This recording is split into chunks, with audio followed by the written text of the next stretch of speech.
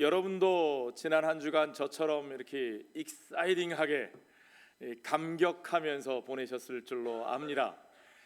스포츠를 보면서 막 감격을 하면 어떤 분들은 그러세요. 그거 맨날 똑같은 게임인데 1년에 수십 경기 수백 경기 하는데 뭐 그렇게 그냥 다르다고 뭐 그렇게 좋아해요? 라고 묻는 분이 있습니다. 저희 어머니가 그러셨는데요.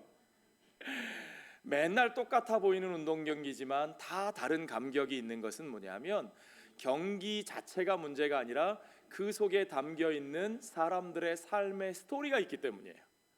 자, 이번 슈퍼볼 게임에서도 저는 사실은 그 속에 담겨 있는 스토리가 훨씬 더 마음에 와닿았는데요. 여러분, 이번에 슈퍼볼 MVP를 받은 닉 폴스라고 하는 필라델피아 이글스의 쿼터백, 그 사람의 이야기를 아마 많은 분들이 아실 겁니다. 사실 닉 폴스는요, 필라델피아 이글스에서 다른 팀으로 트레이드 됐다가 그 팀에서 쫓겨났어요. 방출돼 가지고 어디 뛸 데가 없이 그렇게 되었던 선수다가 필라델피아 이글스의 그냥 백업 선수로, 후보 선수로 받아주었다가 주전 쿼터백이 부상을 당하는 바람에 경기에 나올 수 있는 기회를 얻었던 그런 사람입니다. 그러나 그가 그 기회에 정말 뛰어난 능력을 발휘해서 슈퍼볼 우승하는 데 기여해서 MVP까지 됐는데, 더 감동적인 건 뭐냐면 그 인생의 목표가 MVP 자체가 아니라는 거예요. 슈퍼볼 MVP 했으니까 나는 이제 끝났어, 야 다 얻었어, 그게 아니라 그저 그 슈퍼볼 MVP는 그의 인생에 그가 하나님께서 쓰시는 전도자로 살기를 원하는데, 특별히 닉 폴스는 이 하이스쿨 스튜던트들에게, 티네이저들에게 복음을 전하는 전도자로 살기 위해서 이미 지금 신학을 공부하고 있는 그런 사람입니다. 그러면서 결국에 이 슈퍼볼 우승하는 것, 이곳에서 MVP까지 받게 하는 것도 물론 그런 눈에 보이는 좋은 결과가 아니라도 하나님이 쓰시겠지만, 그의 인생의 더 중요한 목표는 청소년들에게 복음을 전하는 더 큰 목표를 위하여 하나님이 그에게 허락하신 모든 과정들을 사용하실 거라는 거죠. 정말 중요한 건 그겁니다. 우리에게 더 큰 삶의 본질적인 목적이 있느냐, 하나님이 우리의 삶을 부르시는 그 목적을 향한 우리의 삶의 이야기가 있느냐 하는 게 중요한 거죠. 하나님의 사람들에게는 그 이야기가 있어야 합니다. 오늘 우리가 스데반 집사님의 이야기를, 그 삶의 이야기를 보고 있는데요, 고난과 억울함과 희생과 참 힘든 과정의 연속입니다. 결국은 순교하는 삶입니다. 그러나 하나님이 그의 삶을 쓰시고 그를 부르시는 그 목적을 향하여 나아가는 그 삶의 이야기가 있고, 그는 하나님이 그의 삶을 부르신 이야기와 하나님이 하나님의 백성을 불러 쓰시는 그 하나님의 이야기를 우리들에게 들려주면서 자신의 삶의 모습을 그 이야기 속에서 우리에게 보여주고 있는 거죠. 자, 스데반 집사님의 삶의 이야기로 다시 돌아와 봅시다. 여러분 기억나시죠? 스데반 집사님이 공회에 끌려왔어요. 그렇죠?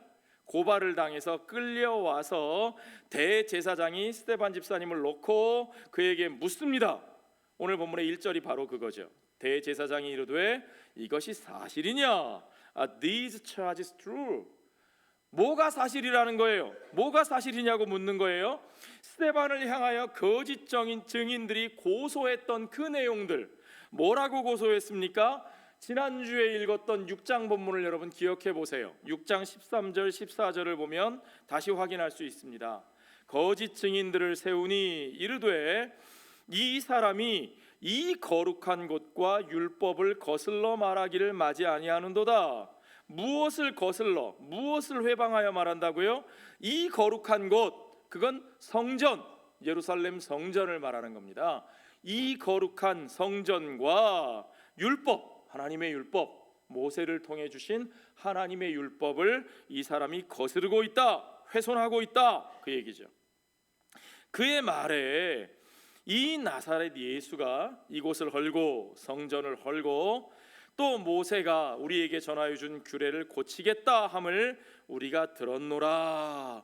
이것이 거짓 증인들이 스데반 집사를 고소하는 내용이었고, 대제사장은 그 고소의 내용이 사실이냐? 그렇게 묻고 있는 거예요. 그렇죠? 이건 거짓 증언입니다. 요즘 말로 하면 가짜 뉴스죠. 그죠? 페이크 뉴스. 가짜 뉴스의 내용이 뭐라고요? 이 성전과 율법에 대한 것인데 예수님이 성전을 헐겠다고 했다. 또 하나는 율법을 고치겠다고 했다. 율법을 훼손한다. 율법을 폐지한다. 그런 얘기입니다. 자, 가짜 뉴스가 돌면 어떻게 해야 돼요? 뭐가 필요합니까, 여러분? 가짜 뉴스에 꼭 필요한 거는 팩트 체크가 필요하죠. 팩트 체크. 예. 사실 확인하는 게 필요해요. 자, 예수님이 정말 그렇게 말씀하셨나 봅시다. 어디를 보면 되냐? 물론 공관복음, 마태, 마가, 누가에도 나오고 요한복음에 더 우리가 확인하기 쉽게 나옵니다. 요한복음 2장 19절 21절 말씀을 보면 예수께서 대답하여 이르시되 너희가 이 성전을 헐겠다 그러셨어요? 아니요, 헐라. 너희가 헐면 내가 사흘 동안에 일으키리라. 예. 말 자체가 달라요. 예수님의 말씀을 왜곡하고 있어요. 이게 도대체 무슨 말씀이냐? 아니, 성전을 사흘 만에 다시 짓겠다니 그것은 무슨 뜻이냐? 요한이 이렇게 말합니다. 그러나 예수는 성전된 자기 육체를 가리켜 말씀하신 것이라. 그들이 그렇게 중요하게 생각하는, 그렇게 자랑스러워하는 저 건물에 대한 얘기가 아니라 진짜 하나님의 성전이신 자신의 육신, 그 육신을 칼로 찌르고 십자가에 못 박아 죽이는 그들에 대하여 그래 너희가 헐어봐라, 나를 죽여라, 그러나 하나님께서 나를 다시 일으키실 것이라. 그의 부활에 대하여, 사흘 만에 다시 살아나실 그의 부활에 대하여 말씀하신 거라는 사실을 우리가 분명히 합니다. 그러니까 예수님의 말씀의 사실 내용 자체도 왜곡했고 그 의미도 알아듣지 못한 거죠. 또 예수님이 율법을 고친다, 폐지한다, 바꾼다? 아니요. 마태복음 5장 17절에 보면 분명히 이렇게 말씀하셨어요. 내가 율법이나 선지자를 폐하러 온 줄로 생각하지 말라. 폐하러 온 것이 아니요, 어떻게 하려 함이라? 완전하게 하려 함이라. 그렇죠? 완전하게 하려 함이라. 자, 분명히 팩트를, 사실을 왜곡하고 있는 가짜 뉴스인데 이 가짜 뉴스를 말하는 자들에게, 거짓 증언자들에게 도대체 어떻게 해야 됩니까? 그들에게 사실을, 물론 사실을 확인은 해야죠. 그러나 사실을 들고 따지고 싸운다고 그들이 받아들여요? 아니요. 여러분, 가짜 뉴스 만드는 사람들은요, 그거 아무리 팩트를 확인해줘도 안 들어요. 그럴 사람들이 아닌 거죠. 원래 안 듣는 사람들이에요. 우리가 지난주에 미리 봤잖아요. 7장 54절 이후에 그들이 어떻게 반응하는지. 결국 자기들의 귀를 막고 듣기 싫다는 거예요. 듣고 싶은 거, 듣기 싫은 건 안 듣겠다는 거예요. 오직 자기들의 주장만 막 큰 소리로 외치면서 스데반을 밀어내면서 돌로 치는 폭력으로 달려가는 거죠. 한마디로 말하면 그들은 대화를 하겠다는 사람들이 아니라 대화를 파괴하는 사람들입니다. 자, 그러면 어떻게 해야 될까요? 그들이 그런 것을 알지만 그럼에도 불구하고 우리는 어떻게 해야 될까요? 지혜와 성령의 사람 스데반은 그런 사람들과 어떻게 소통을 포기하지 않고 어떻게 그들에게 말하기를 시도했는가? 중요한 건요, 스데반 집사님은요, 그들이 너무나 잘 아는, 그들에게 너무나 익숙한 그들의 이야기로 그 이야기를 풀어나가기 시작합니다. 내 이야기만 하는 게 아니라 그들의 이야기, 그들과 함께 공유할 수 있는 이야기, 그렇죠? 그걸 해나가는 거예요. 보십시오. 오늘 본문의 2절을 한번 보세요. 스데반이 이르되 여러분 부형들이여 그랬어요. 우리말 번역에 한 단어로 부형들이여 이렇게 했지만 이게 사실은 한 단어가 아니라 두 단어예요. 그죠? 형제들이여, 그리고 아버지들이여. 그들이 나를 반대하고 대적한다고 해서 그들과 나의 관계를 끊어버리는 것이 아니라, 부정하는 것이 아니라 그들과 나의 관계를 긍정하는 거예요. 먼저 여전히 그들이 내 형제들이라는 거예요. 여전히 그들이 나의 아버지와 같은 이들이라는 거예요. 여러분, 우리가 선교하기 위해서는, 우리가 대화하기 위해서는 관계를 부정하지 않고 긍정하는 게 중요해요. 여러분, 이것이 그리스도인의 태도입니다. 부형들이요, 내 형제들이여, 내 아버지들이여, 들으소서. 우리 조상 아브라함이, 니네 조상 아브라함이 아니고, 내 조상 아브라함이 아니고, 너와 나의 조상, 우리들의 조상 아브라함이 하란에 있기 전에 메소포타미아에 있을 때에 어떤 하나님이요? 영광의 하나님이 그에게 보여. 그 영광의 하나님, The God of Glory, 그 영광의 하나님이에요. 너와 내가 아는 그 하나님, 우리의 조상들의 하나님, 우리들의 하나님, 우리를 여기까지 인도하신 바로 그 하나님. 나는 지금 너희들이 모르는 어떤 다른 하나님을 얘기하는 것이 아니라 바로 우리들의 그 하나님, 그 영광의 하나님, 주 여호와 이스라엘의 하나님이 하셨던 일을 얘기하고자 한다. 그들과 함께 공감할 수 있는 그 이야기를 그들에게 꺼내놓기 시작한 거죠. 자기가 원하는 방식으로 일방적이고 직접적으로 주장하는 것이 아니라, 어떻게 들어보면 스데반의 이야기는 이게 사실이냐 하는 그 말에 대해서 직접적인 대답을 안 하고 있는 것처럼 보여요.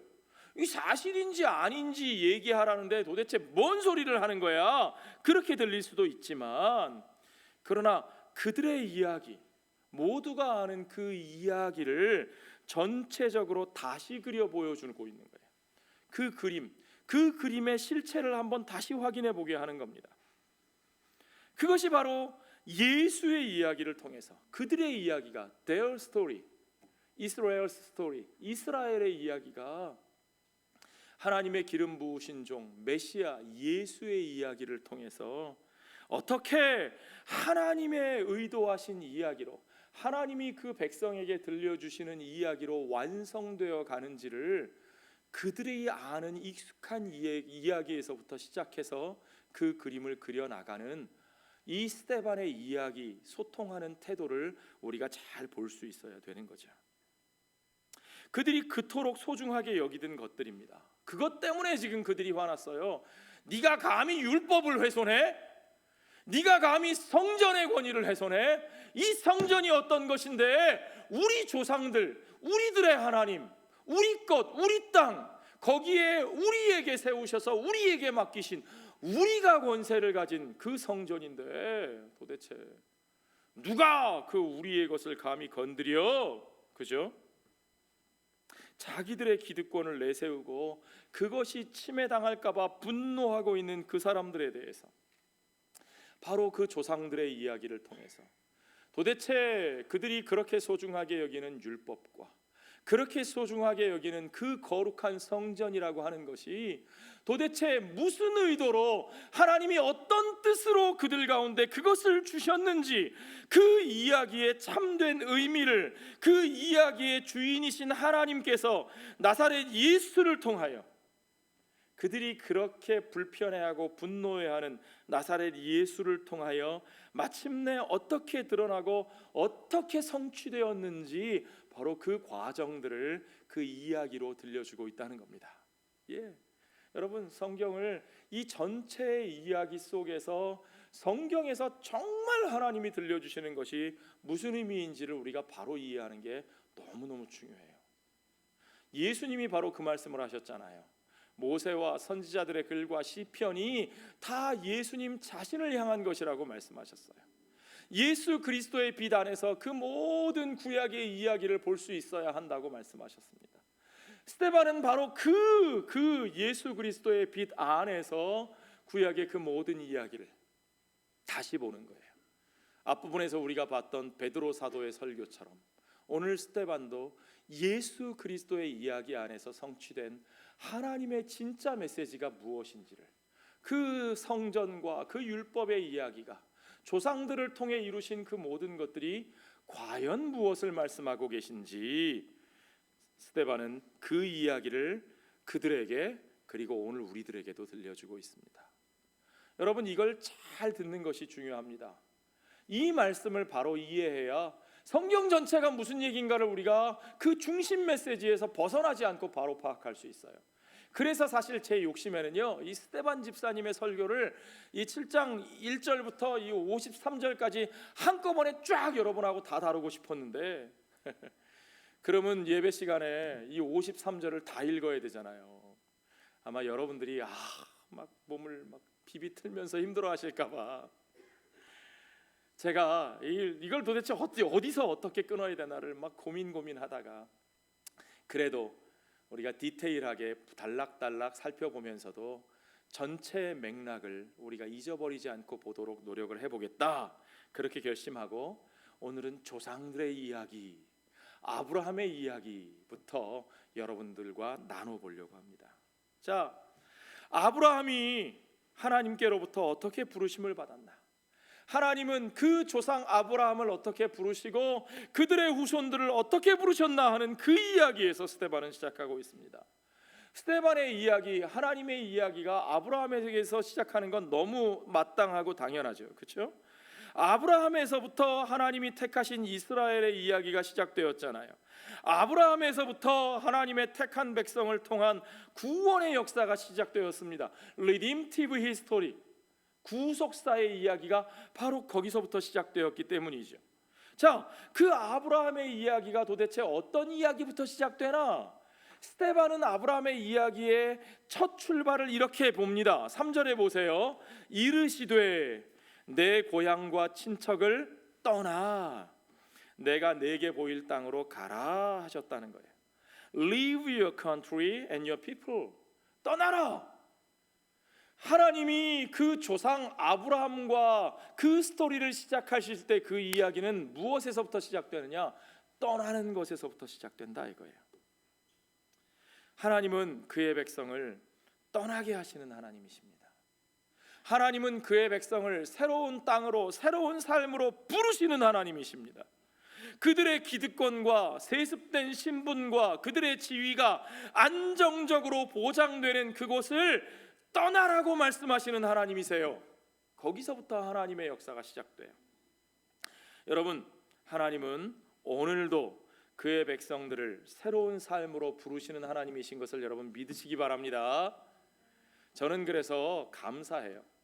우리 이민자들의 삶이야말로 이 하나님의 백성의 삶을 제대로 체험할 수 있는, 정말 하나님의 부르심을 리얼하게 체험할 수 있는 삶이라고 저는 믿습니다. 아멘. 아멘 소리가 너무 적은데요.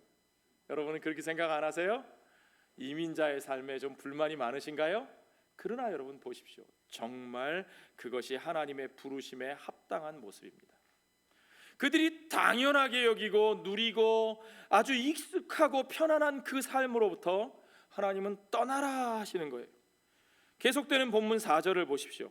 아브라함이 갈대아 사람의 땅을 떠나 하란에 거하다가 그의 아버지가 죽음에 하나님이 그를 거기서 너희 지금 사는 이 땅으로 옮기셨느니라 그랬어요. 갈대아 사람의 땅을 떠나게 하셨대요. 왜 거기를 떠나게 하셨을까요? 무슨 갈대아 사람의 땅이 아브라함에게 무슨 고난의 땅, 척박한 땅, 왕따 당하는 땅, 남의 나라이기 때문에 떠나라고 하신 건가요? 아니에요. 갈대아 사람의 땅은요 바로 아브라함의 본토 친척 아비의 집이에요. 그러니까 아브라함 자신이 갈대아 사람이에요. 그렇죠? 그러니까 갈대아 땅에 무슨 문제가 있어서 떠나라 하신 것이 아니라 너무 익숙한 아브라함의 그 삶의 그 본래의 자리를 하나님이 떠나도록 내모시는 거죠. 처음에 아브라함은 자기 아버지 데라와 함께 떠났습니다. 그렇죠? 그냥 혼자 떠난 게 아니에요. 아버지와 함께, 자기 아내와 함께 집안 식구들을 거느리고 떠났어요. 그것도 안전한 길을 따라, 강을 따라 쭉 강 상류로 거슬러 올라가다가 하란이라고 하는 곳에 머물렀습니다. 우리말 성경에 머물렀다 그렇게 되어 있지만 이게 재밌는 게요, 이 부분의 영어 성경은 어떻게 번역했냐? settled in 하란 이렇게 번역했어요. 정확한 번역입니다. 하란에 정착한 거예요. 누구와 함께? 아버지와 함께. 아버지가 얼마나 든든해요. 아버지와 함께 가다가 하란에 정착했어요. 거기 눌러 살았어요. 그것만 해도 그러니까 살만한 거예요. 할만한 방식인 거예요. 하나님이 떠나라 하신 것에 순종하지 않은 것은 아니지만 그래도 의지할 것이 있고 대책이 있는 삶을 찾아간 거예요. 그런데 아버지마저 돌아가시고 난 다음에 의지할 곳도 없어진 그 마당에 하나님은 또다시 거기를 떠나게 하셔요. 아버지도 안 계신데 이제는 정말 대책 없이 또 떠나라 하시는 거예요. 그렇게 떠나라 해서 떠나온 곳이 바로 어디냐? 스데반의 표현에 의하면 그곳이 바로 여기다, 그거예요. 오직 하나님의 명령만을 따라서 정말 대책 없이 와서 의지할 사람 없이 와서 살게 하신 곳, 그것이 바로 지금 너희가 서 있는 이 땅, 바로 여기다, 우리의 삶의 자리다, 그 얘기예요. 5절을 보십시오. 계속해서 그러나, 그렇게 해서 왔는데 그러나 여기서 발붙일 만한 땅도 유업으로 주지 아니하시고, 기가 막히죠 여러분? 아니 그렇게까지 해서 정말 아무것도 의지하지 못하고 여기까지 모험을 해서 왔는데, 그러면 하나님이 거기에 대한 보상을 해주셔야 되는데 거기까지 와서는 발붙일 만한 땅 한 떼기도 주지 않으셨대요. 기가 막힌 거죠. 다만 이 땅을 아직 자식도 없는 그와 그의 후손에게 소유로 주신다고, 주셨다가 아니라 주신다고 어떻게 했다고요? 약속하셨으며. 그러니까 주신 게 있어요 없어요? 없어요. 땅 한 평도 안 주셨고 아직 자식도 안 주셨는데 나중에 그 자식에게 주신다고, 그 후손에게, 잊지도 않은 후손에게 주신다고, 소유로 주신다고 약속만 하셨어요. 땅도 없고 자식도 없고 그저 있는 건 뭐예요? 약속만 있어요. 약속. 바라볼 건 그 약속밖에 없어요. 이럴 때 요즘 이제 카톡으로 채팅하면 이렇게 유유 이렇게 표현하겠죠, 그죠? 안습. 그러시고는 또 거기다가 뭐라고 말씀하시는가? 6절에 보세요. 하나님이 이같이 말씀하시되 그 후손이 다른 땅에서 나그네가 되리니. 아니 그렇게 후손에게 주시겠다고 약속을 해놓고는 또 말씀하시되 그 후손은 말이죠, 다른 땅, 여기 우리말에 다른 땅이라고 번역했는데 영어 성경에 보니까 in a country not their own 그랬어요. 그들의 소유가 아닌 땅, 그러니까 한마디로 말하면 남의 땅. 다른 땅보다는 남의 땅이 좋은 것 같아요. 그 후손도 남의 땅에서 나그네가 될 거래요. 나그네가 무슨 뜻인 줄 아세요? stranger, to be a stranger. 이 stranger가 뭐냐? 그냥 낯선 사람? 요즘에는 이웃 바로 옆집에 사는 사람 낯설죠. 그런 뜻이 아니고 이 stranger는 말 그대로 foreigner, 이방인, 외국인, 더 정확하게 말하면 refugee, 자기 땅이 아닌 곳을 떠도는 사람들, refugee, 난민. 여러분 요즘 난민들이 얼마나 비참한 상황인지 우리가 분명하게 볼 수 있죠. 시리아에서 쫓겨나 유럽을 떠돌고 있는 그 난민들, 저 리비아를 떠나 지중해를 건너다가 더러는 목숨을 잃고 지중해 바다에 빠져 죽고 겨우겨우 유럽 땅에 도착해서도 거기서 난민 캠프를 전전하는 사람들이 어떤 삶을 사는지, 얼마나 비참한지 그 난민 캠프의 실상들이 여러분 보세요. 좀 보셔야 돼요. 이 세상에서 무슨 일이 벌어지고 있는지 하나님의 백성들은 눈을 부릅뜨고 관심을 가지고 보셔야 돼요. 레퓨지들이에요. 포리너들이에요. 스트레인저스예요. 그런데 하나님이 부르신 그 하나님의 백성, 그 하나님의 백성의 후손들이 바로 그와 같은 나그네, 외국인, 난민으로 살게 된다는 거예요. 남의 땅에서. 그러니까 그들은 어떻게 되느냐? 결국은 노예가 되는 거예요. 그 땅 주인 노릇하는 사람들의 종이 되는 거예요. 그 종살이를 얼마나 하느냐? 무려 400년 동안을 그들이 그렇게 괴롭게 될 것이라. 이게 도대체 무슨 일이에요? 하나님의 약속이 그거예요. 하나님이 아브라함을 부르시고 그 조상들을 부르셔서는 그들에게 행하시는 삶이, 그들에게 허락하시는 삶의 모습이 그런 거라는 거예요. 아니 하나님 도대체 왜 이러세요? 나한테 왜 이러세요? 멀쩡하게 잘 살던 갈대아 우르에서 아브라함이 무슨 뭐 먹을 게 부족했다는 얘기가 나와요? 사람들에게 핍박받았다는 얘기가 나와요? 왕따 당했대요? 아니요, 그렇지 않아요. 멀쩡하게 배두들기고 잘 살던 갈대아 우르에서 불러내셔가지고는 그렇게 지긋지긋하게 땅 한 평도 없는 나그네로 그 자신을 살게 하시더니 이제는 또다시 그 후손까지도, 그렇죠? 남의 땅에서 나그네로 살게 된다? 와, 여러분이 이런 약속을 받으시면 여러분 어떻게 반응하시겠어요? 이런 약속 앞에서 여러분은 어떤 반응을 보이시겠습니까? 그런데요, 중요한 것은 거기서 끝나는 게 아닙니다. 땅 한 평 없다고 거기서 다 끝난 게 아닙니다. 평생을 나그네로, 외국인으로, 난민으로 산다고 해서 실패한 인생이 아니라는 거예요. 오늘 이 하나님의 이야기에서 중요한 건 뭐냐면, 누가 하나님의 편인가? 그 하나님이 정말 누구의 편이신가? 그 하나님이 누구와 함께 하시는가 하는 거예요. 보십시오. 오늘 본문의 7절을 보시죠. 또 이르시되 종 삼는 나라를 누가 심판하리니? 내가 심판하리니. 누구를 심판한다고요? 종 삼는 나라를 심판하신다고요. 하나님이 그 종 삼는 나라를 심판하신대요. 종 삼는 나라, 이게 뭐예요? The nation they serve as slaves. 이스라엘 백성이 노예가 되어서 섬기는 바로 그 나라, 하나님의 백성들을 노예처럼 부리는 바로 그 사람, 세상적으로 보기에는 세상 누구보다도 성공하고 힘세고 잘난 사람들, 하나님은 바로 그들을 심판하신대요. 그 종 삼는 나라를 내가 심판하리니. 그 후에 그들이 나와서, 여기서 그들은 누구예요? 그들 가운데 종살이하던 하나님의 백성들,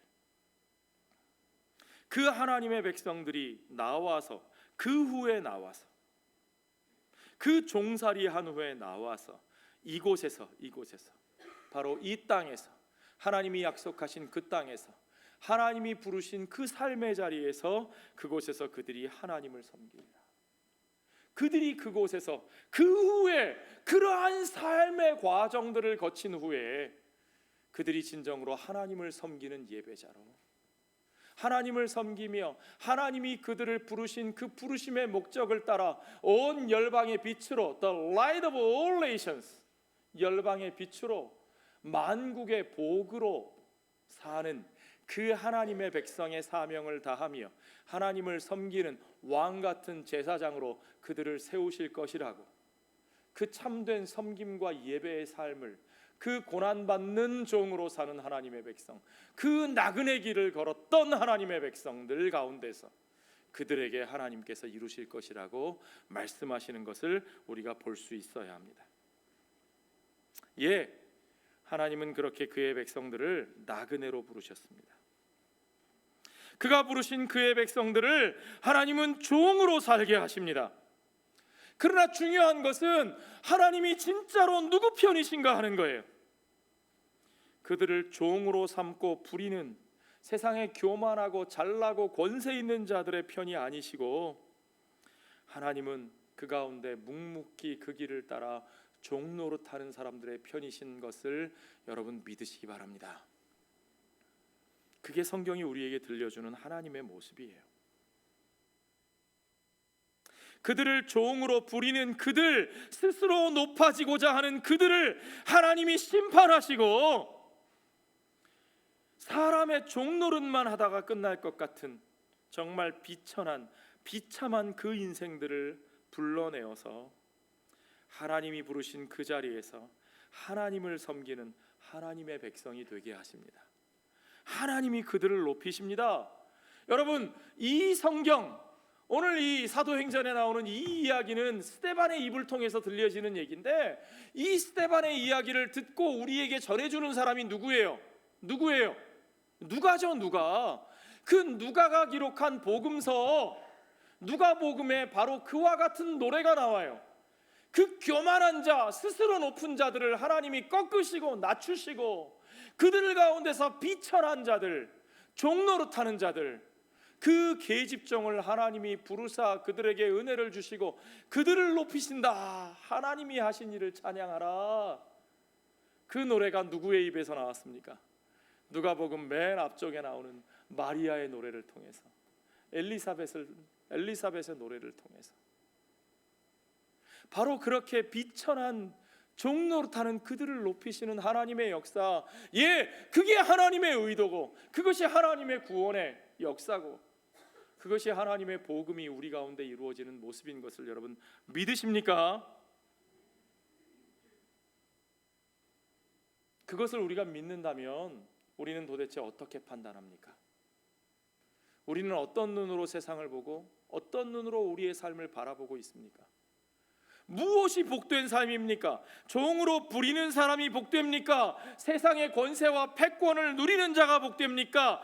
종노릇하며 섬기는 사람, 그럼에도 불구하고 오직 하나님의 길로, 하나님의 부르심을 따라 그 길이 남의 밑에서 밟히고 정말 그 비참한 길을 걸어갈지라도 하나님이 부르시는 그 부르심의 자리로 기꺼이 나아가는 그의 삶이 복된 것인가?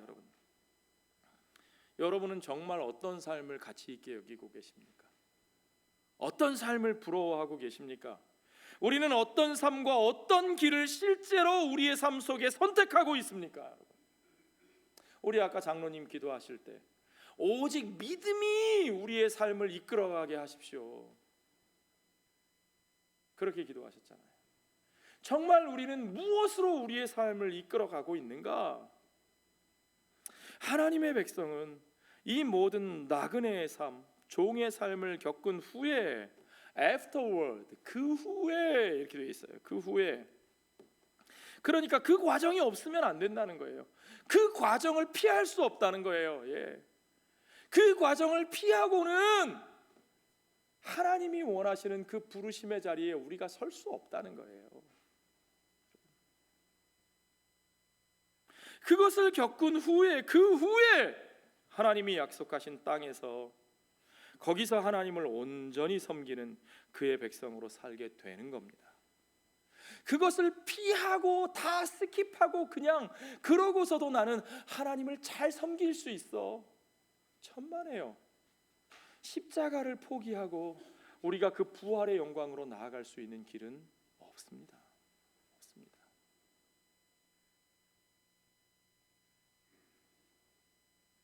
그것이 바로 하나님의 백성의 삶의 모습이고, 그것이 바로 하나님의 언약 백성 된 우리들의 삶의 모습이어야 합니다.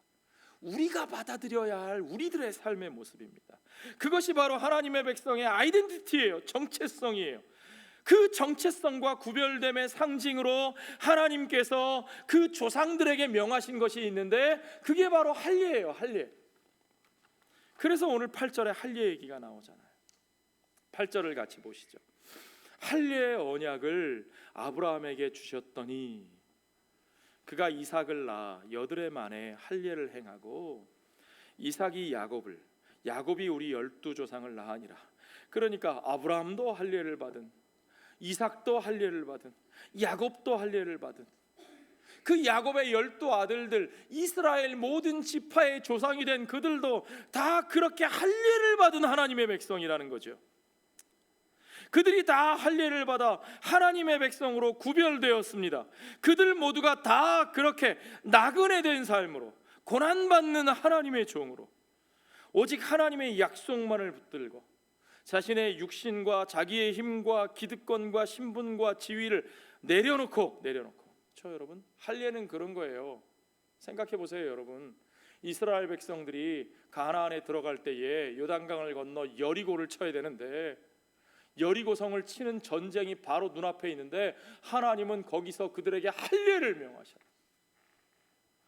아니, 싸움이 눈앞에 있는데 할례를 받으면 어떻게 돼요? 아이고, 큰일 나죠. 마취제가 있어요. 뭐가 있어요? 진통제가 있어요. 싸움을 눈앞에 두고 할례를 받으면 아무것도 못하고 그냥 끙끙대고 알아야 되는 거예요. 손 놓고 누워 있는 거예요. 하나님이 우리에게 원하시는 것이 그거예요. 하나님의 백성들의 삶의 모습이 바로 그겁니다. 내가 의지하던 모든 것을 내려놓고 오직 하나님의 약속만을 붙들고 하나님의 인도하시는 자리로 나아가는 겁니다. 오직 그의 은혜로 구원하심을 입어 온전히 하나님을 섬기는 자들로, 나의 힘으로가 아니라 온전히 그 은혜로. 그래서 하나님은 아브라함에게, 아브라함이 하나님을 믿음에 하나님이 그것을 그의 의로 여기셨다 그랬어요. 다른 의가 우리에게 있을 수 없습니다. 오직 그 은혜를 받음으로, 그 은혜를 믿음으로 하나님의 약속을 바라보고 내 모든 것을 내려놓고 그 은혜를 따르는 자로, 그 약속을 따라 사는 자로 하나님이 부르시는 그 부르심으로 나아가는 겁니다. 그게 우리의 아이덴티티예요. 그것이 할례의 의미예요. 하나님은 바로 그런 자들의 하나님이십니다. 그렇게 할례를 받아 자기의 모든 것을 내려놓는 자들의 하나님. 그래서 아브라함의 하나님, 이삭의 하나님, 야곱의 하나님이시죠.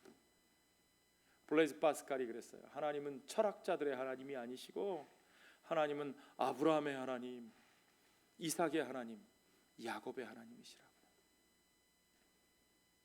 여러분은 그런 하나님을 믿으십니까? 오늘 우리는 어떤 하나님을 믿고 있습니까? 내가 믿고 있는 하나님은 과연 아브라함의 하나님, 이삭의 하나님, 야곱의 하나님입니까? 아니면 내가 그리고 있는 멋진 삶을 서포트해 줄 수 있는 어떤 내가 바라는 어떤 하나님, 내 마음에 드는 어떤 하나님, 무슨 알라딘의 요술 램프에서 나오는 지니처럼 막 내가 원하는 무엇을 해주는, 내가 만든 신을 여러분 섬기고 있지 않습니까? 아니요.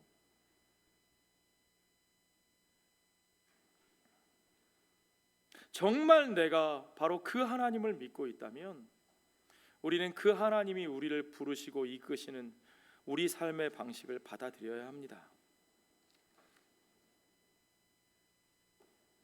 하나님은 오늘도 그의 백성을 이 세상에 안정되고 편안한 기득권자가 아니고 패권을 쥐고 흔드는 자들이 아니고 이 율법도 우리의 것이고 이 성전도 우리의 것이고 우리 기준으로, 우리 중심으로 우리의 것을 따르는 자는 우리 편이고 그렇지 않은 자는 다 몰아내리라 하는 그러한 삶으로 우리를 부르시는 것이 아니고 우리를 그 속에 나그네 된 삶으로 부르십니다. 우리가 그토록 의지하고 자랑하는 본토 친척 아비의 집을 떠나라고 하셨습니다. 어쩌면 평생토록 발 붙일 만한 땅 한 떼기 우리에게 허락하지 않으실지도 모릅니다. 남들을 내 밑에 두고 힘자랑하면서 섬김을 받으며 대우받으며 살고 싶은데 평생 사실은 내 맘대로 뭐 하나 해보지 못하고 종처럼 남들을 위하여 남 좋은 일만 하면서 살게 하실 수도 있습니다. 특별히 우리를 교회로 부르시고 우리가 교회의 일원으로 교회를 섬기는 자로 부르셨다는 건 바로 그런 거예요. 우리는 그렇게 종으로 부르심을 받았습니다. 여러분, 왜 교회에 나오시고 왜 교회를 세우고 왜 교회 건물 그렇게 막 진짜 돈 내고 수고하고 땀 흘리면서 짓고 왜 이 교회를 키우려고 하세요? 거기서 내가 좀 안정되게 편하게 큰 소리 치며 인정받으며 거기서 내가 내 마음대로 뭐 좀 어떻게 해보려고 그러십니까? 아니요. 사실은 하나님이 우리를 교회로 부르신 목적은 그 반대입니다.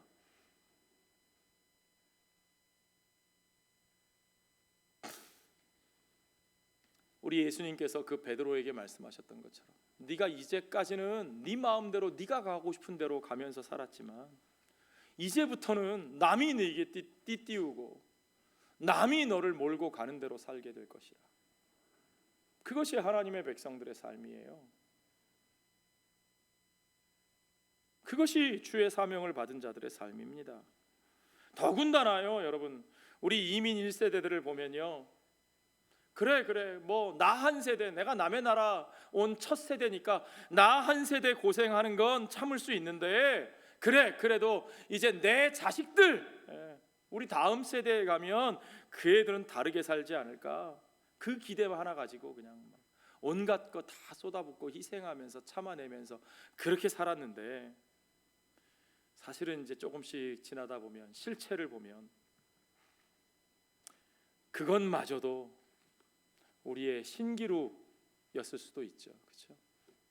내 자녀들 세대까지도 사실은 그 고생이 대물림 될 수도 있고 별로 다르지 않을 수 있다는 사실, 그걸 보면 우리가 얼마나 허망하기도 하고 우리가 얼마나 좌절을 느끼기도 합니까? 그러나 여러분, 분명히 기억하십시오. 하나님께서 그의 백성들을 부르셨습니다. 하나님은 그 속에서 그러한 나그네 된 삶, 고난받는 종으로 사는 삶 가운데서 하나님은 그 속에서 그분을 의지하게 하시고 그 과정을 거쳐 그들이 진정으로 하나님을 섬기는 자, 하나님의 맡기신 사명을 감당하는 자들이 되게 하시는 것을 믿으시기 바랍니다. 정말 그 나그네 된 하나님의 백성들의 삶을 체험하는 자라야 하나님을 예배하는 진짜 예배의 삶으로, 진짜 섬김의 삶으로, 사명을 이루는 선교적인 삶으로, 이방의 빛으로 부르셨다는 것이 무엇인지, 왕같은 제사장으로 산다는 것이 무엇인지를 그들이 체험하고 그들의 삶에 그것을 이루어지게 하시는 것을 여러분 믿으시기 바랍니다. 그 약속만 의지하고 살게 하셔요. 아니, 그 약속 밖에는 우리에게 의지할 것이 아무것도 없어요. 진짜 우리에게는 아무것도 없잖아요. 하나님은 그 약속의 땅 가나안에만 머물러 계시는 분이 아니셔요. 오늘 본문에 보면 하나님이 가나안에 계시면서 야, 너 거기서 여기까지 오면 내가 그러면 만나줄게, 그러지 않으셨어요. 아브라함이 거기까지 가서 비로소 하나님을 만났더라가 아니라 하나님이 메소포타미아로 가셔서 거기서 역사하셨어요. 아브라함이 아직 갈대아 우르에 있을 때에 하나님이 그를 찾아가셨고 그에게 만나셨고 거기서 불러내셨다는 거예요. 그곳에서 하나님이 자신을 드러내시는데 영광의 하나님으로 드러내셨어요.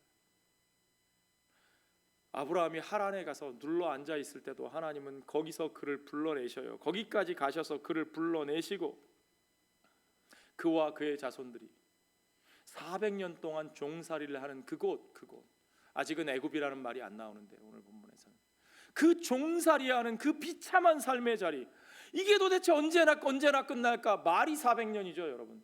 우리 일제시대가 35년인데 우리 선조들 35년 동안 얼마나 고생했어요. 그래서 처음에는 막 독립운동하고 투쟁하던 사람들도 나중에 일제시대 후반부 막 20년 30년 지나가도 막 독립될 기미가 안 보이니까 막 나중에는 포기하고 그냥 일제와 타협하고 막 친일로 돌아선 사람들도 많았어요.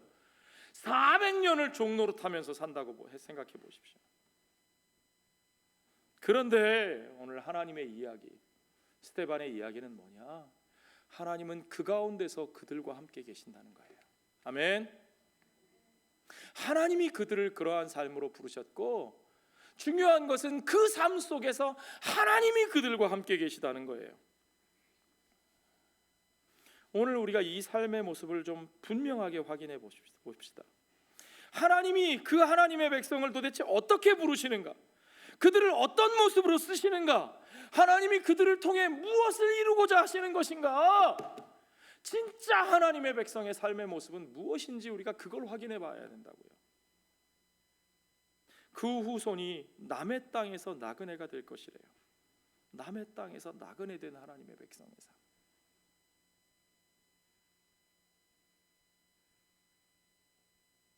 우리는 무엇을 바라고 있습니까? 내가 주인 노릇하고 큰 소리 칠 수 있는 땅을 찾습니까? 교회가 자리 잡고 뿌리 내리면 세상에 막강한 영향력을 발휘해서 큰 패권을 가지고 우리가 세상을 좌지우지하는 것을 원합니까?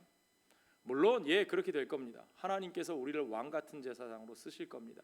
그러나 그 날은 우리의 패권과 힘으로 이루어지는 것이 아니고 남의 땅에서 나그네 된 자로 고난받는 종으로 우리가 살아갈 때에, 그때에 하나님께서 그 고난받는 종의 삶을 통해 진정한 그의 나라를 이루실 때에 그 일이 이루어지는 것을 믿으시기 바랍니다. 그 땅 사람들이 종으로 삼아, 그렇죠? 400년 동안을 괴롭게 하리라. They will be enslaved. 우리가 종을 부리는 삶을 기대하고 꿈꾸십니까? 아니요. 하나님이 우리에게 원하시는 삶은 종으로 사는 삶입니다. 종 삼는 나라를 내가 심판하리니 I will punish the nation they serve as slaves. 결국은 하나님의 주권이, 하나님의 모든 뜻이 온전히 이루어질 때에 그렇게 하나님의 백성을 종으로 부리던 세상의 권세자들은 하나님께로부터 심판을 받게 되고, 그렇게 종처럼 섬기던 정말 비참한 삶을 사는 것 같았던 하나님의 백성들은 이제 온전히 우리 주 예수 그리스도와 함께 왕노릇하며 왕 같은 제사장으로 그 영광의 나라에서 하나님의 백성으로, 열방의 빛으로, 만국의 복으로 온전히 하나님을 예배하는 자로, 하나님이 우리들의 하나님이 되시고 우리가 그 하나님의 백성이 되어 온전히 하나님을 예배하며 온 열방을 이끌어 하나님을 함께 찬양하는 자로 그 영광의 보좌 앞에 서는 하나님의 나라로 서게 될 줄로 믿습니다. 그 후에 and afterward they will come out of that country and worship me in this place. 그 후에 그들이 나와 이곳에서, 이 약속의 땅에서 하나님이 부르신 그 부르심의 자리에서 나를 섬기리라. 온전히 하나님을 예배하리라. 그것이 하나님이 그 백성을 부르신 이유고, 하나님이 그들을 그 땅에서 그 하나님의 성전에 세우신 이유고, 그곳에서 하나님은 그와 같이 그들 가운데 영광 받으시는 영광의 하나님이신 것을 우리가 바라보아야 합니다. 고난받는 하나님의 종, 나그네 된 하나님의 백성, 본토 친척 아비집을 떠난 그 아브라함을 통해서 그 구원의 역사를 시작하신 영광의 하나님께서 여러분 그 일을 어떻게 이루십니까? 하나님이 그 영광을 이루시는 모습이 뭡니까 도대체? 아직 스데반은 그 이야기를 꺼내지 않지만 스데반이 여기까지 우리에게 보여주고 있는 이 그림을 보면 우리는 그 그림이 누구를 통해서 성취되는지 분명히 볼 수 있습니다. 이 그림이 우리에게 보여주는 한 분이 있다는 사실을 분명하게 확인할 수 있습니다. 그가 누굽니까? 바로 그 영광스러운 아버지의 집을 떠나 이 고난의 땅에 종으로 섬기러 오신, 그가 자신의 주인 되신 그 땅에 오셨지만 그 백성들이 그 주인을 섬기지 않고 환영하지 않고 그를 나그네처럼, 이방인처럼 난민 취급을 하며 그를 거기서 몰아내고 쫓아내며 그렇게 그 땅에서 쫓겨난 자의 모습으로 피 흘리셨던 바로 그분, 하나님의 아들 메시아 예수를 통해서 하나님은 그의 모습을 통해서 참 이스라엘에게 주신 언약 백성의 삶이 과연 어떤 모습으로 어떻게 성취되는지를 우리에게 분명하게 보여주시는 겁니다. 그 예수 그리스도를 통해서 온 열방이 복을 받게 하시고 그 열방을 통해서 이방이, 어둠 가운데 있던 이방이 빛으로 나오게 하시는 하나님, 우리는 그 하나님의 스토리를 바로 듣고 있습니까? 우리는 그런 하나님을 믿고 있습니까? 그 하나님이 우리를 부르시는 그 삶의 자리로, 나그네 된 하나님의 백성의 자리로, 그 고난받는 종의 자리로, 그 길을 택하여 그리로 나아가는 저와 여러분이 되시기를 주의 이름으로 축원합니다. 기도하겠습니다. 아버지 하나님 감사합니다.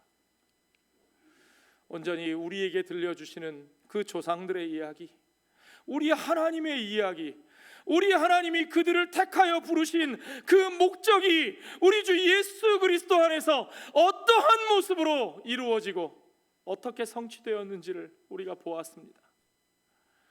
그 나그네 된 하나님의 백성으로 우리를 부르시는 하나님, 그 고난받는 종의 삶으로 우리를 부르시는 그 하나님, 그 하나님의 부르심에 순종하여 온전히 그 고난받으며 섬기는 자로, 이 땅의 나그네로, 이방인으로, 이 땅의 난민의 자리로 온전히 그 낮고 천한 자리에서 섬기며, 온전히 그곳에서 종노릇하며, 온전히 하나님의 백성으로서 고난받는 하나님의 종으로, 열방의 빛으로, 만국의 복으로 살기를 소원하는 우리들 하나님의 백성의 삶의 이야기가 우리 가운데 이루어지게 하여 주시옵소서.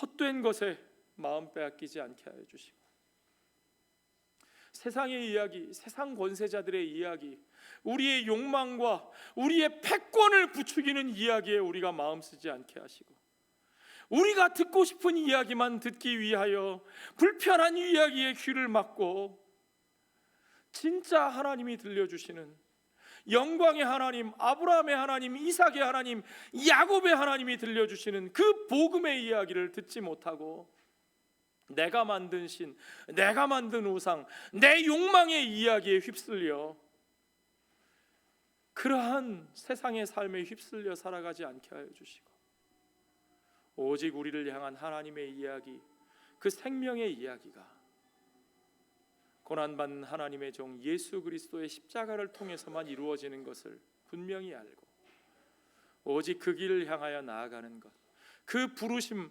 나를 향하신 그 부르심이 비록 고독한 나그네의 길일지라도, 비록 고난받는 종으로 사는 길일지라도 그 부르심의 자리를 피하지 아니하고 서서 그 부르심의 길로 순종하고 나아가 주께서 주신 선교적인 삶, 세상의 이방의 빛된 삶, 세상의 복된 삶이 되는 온전한 하나님의 백성, 주님의 몸된 교회가 우리 가운데 이루어지게 하여 주시옵소서. 감사드리며 예수님 거룩하신 이름 받들어 기도하옵나이다. 아멘.